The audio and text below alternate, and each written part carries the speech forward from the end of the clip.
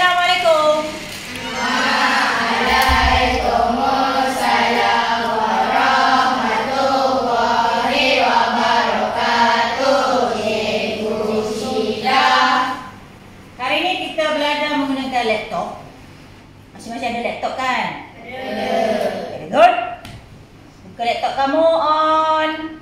Hari ini kita akan belajar sejarah Malaysia. Weh Taki, bosan lah sekolah ni asyik belajar je. Kalau buka laptop pun bukan boleh main game pun. Teacher Syida mengajar satu benda pun tak faham. Akhir, Iqbal, kenapa bersembang masa saya sedang mengajar? Tak baik. Kurang ajar namanya. Biadab. Betul tak? Betul. Jangan buat lagi tau. Minta maaf Pak. Minta maaf. Maaf Cikgu Syida. Kami tak sawat lagi. Bosan Taki sekolah ni. Asyik belajar je. Aku pun ingin nak main game kat rumah. Ya, aku pun bosan. Alah, lepas rehat ni BM lah pula. Bila nak balik?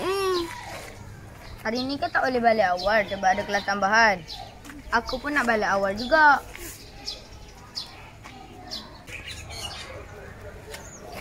Korang ni kenapa? Asyik merunga je. Sekolah ni lah tak boleh main game. Sekolah mak aku tu boleh je main game. Datang sekolah untuk belajar, bukan main game. Dah, jom ikut kita orang pergi PSS. PSS tu bukan tempat sebelah habuk ke? Habukkan rambut kamu tu yang ni banyak habuk. Dah lah buku kat PSS tu banyak. Yang lama-lama koyak pula tu.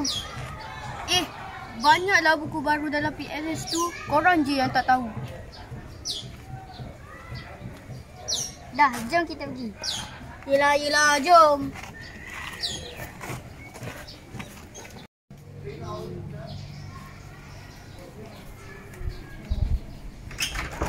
Ada kunci, mana kuncinya? Aku mana pernah pegang kunci PSS. Aduh, nampak ada kunci. Buka ah. Uish. Nampak pintu tu buka sendiri. Rantu lah.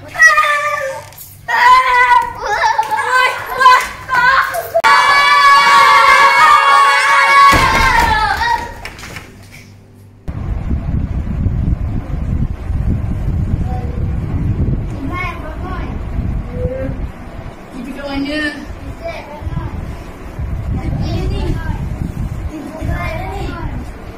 Tadi kita bukan kena situ. Pening kepala.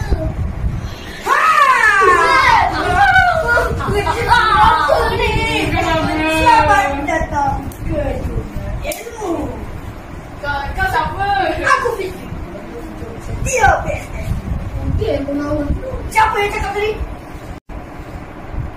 Dia. Saya sudah awak ibunya. Ya. Siapa yang curi kotak pensel dan barang-barang anda tertulis? Mana dia tahu? Kau datang sini ya. Kami jangan datang. Saya datang. Baik awak pergi tadi. Sebelum saya sedar awak ke dunia lain. Baik aku cari cara yang keluar itu lagi. Tiga.